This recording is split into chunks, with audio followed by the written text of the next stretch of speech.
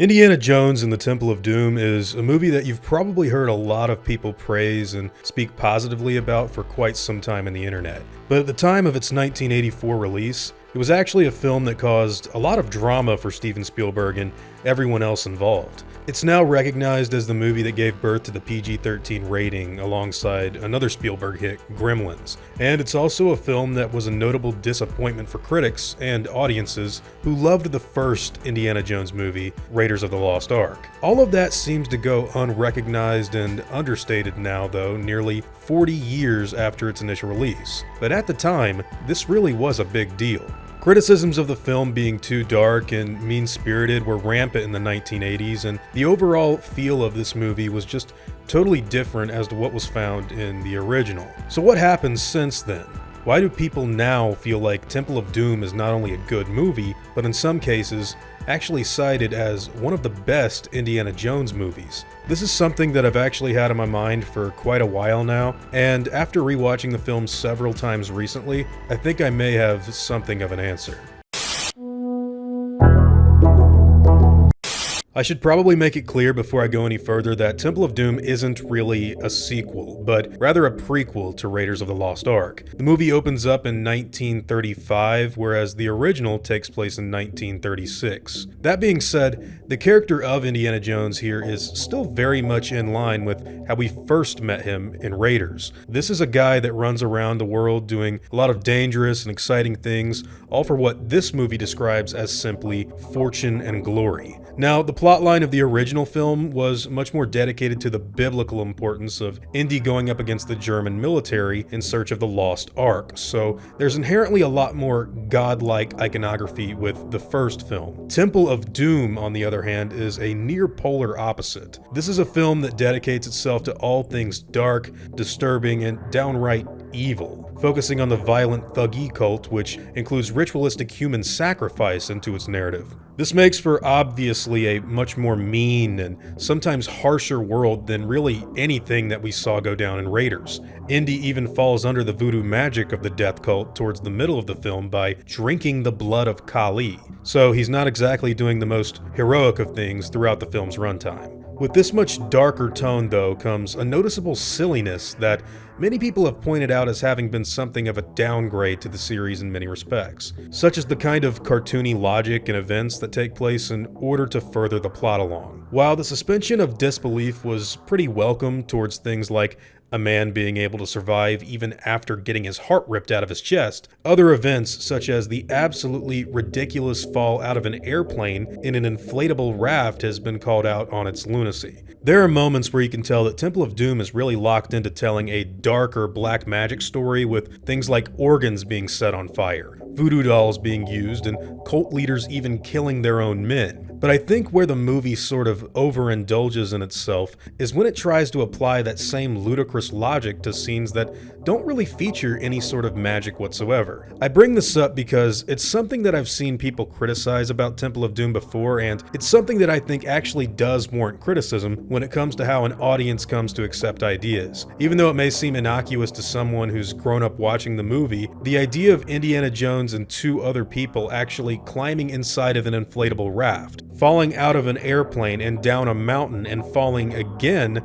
only this time a much greater distance down into a body of water while still remaining inside of the raft and not getting hurt at all? Well, you've got to admit, this is some pretty wild stuff that you're watching happen here, and it's a far cry to even the craziest shit that went down in the last movie. That being said, where I think Temple of Doom really starts to shine is the incredible craftsmanship that went into making the movie. Everything from the production design to the music and then later to the special effects is all absolutely top-notch here. And the fact that it offers up a stark visual difference to Raiders with areas like jungles and mining facilities as opposed to deserts and Egyptian towns is an obviously fun contrast as well. However, there is still the fascinating fact that even Steven Spielberg himself doesn't really like this movie. You'd think that the film in which you met and later married your future wife would be something of a highlight for your career, but interestingly, this is a movie that Spielberg has gone on record to say that he feels is his least favorite of the bunch,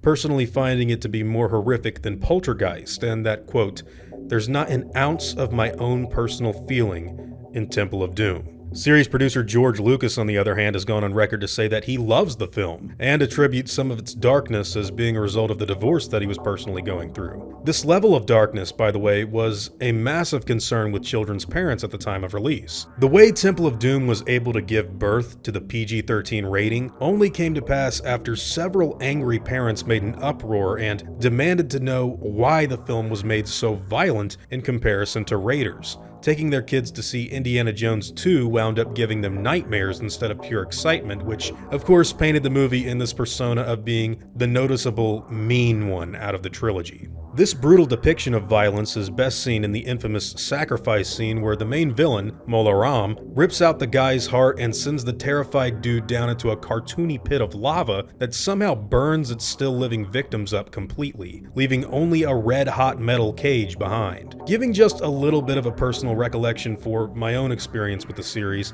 this was actually the very first thing I ever saw of Indiana Jones, like, ever. I had to have been around 7 years old at the time, maybe I was about to turn 8, but while staying up late one weekend and turning through the channels on TV, I saw this Dr. Alan Grant looking guy looking out at the beginnings of the sacrifice in the cult member's temple. After Mola Ram ripped the guy's heart out and sent him falling into the pit, I just remember getting a sense of fascination as to what it was that I was watching. I'd already been a Jurassic Park fan for years, so Steven Spielberg's movies immediately seemed to click with me, and watching the pretty damn weird and original action take place on screen was just super inviting for some reason. From there, I finished the movie and immediately went out to our local video store to rent the others, Raiders of the Lost Ark and The Last Crusade. And I'm sure that's how a lot of other Indiana Jones fans probably got to experience these movies as well. Now, of course, there are tons of other examples of violence being utilized in a brutal way in Temple of Doom. The death of the cult member who gets crushed under the conveyor belt is a good example.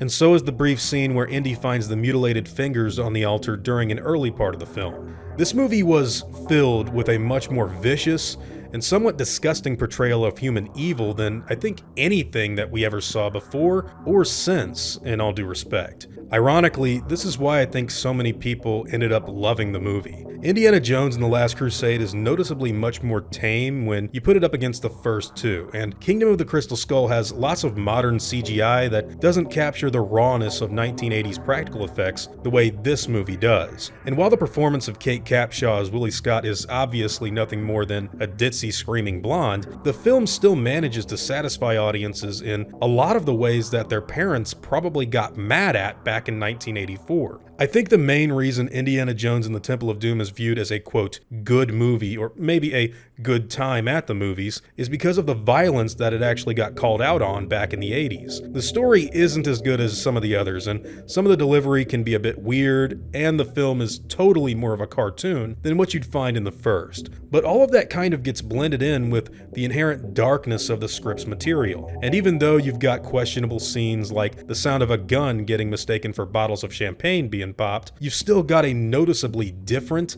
and exciting tale of this archaeologist fighting an Indian death cult. And for a lot of people, that was good enough to look wide-eyed and happy at for the following 35 years since its release. Anyways guys, that's just some of the reasons that I personally think Temple of Doom became so well loved. And I'd love to know what all of you think about the movie as well. While I do genuinely believe it to be a step down in relation to Raiders, and I even think Last Crusade is a better film, Temple of Doom's darkness is something that I think a lot of people latched onto and never really let go of. And when your movie is synonymous with the creation of an entire rating that's still used today, it's really not that hard to see why.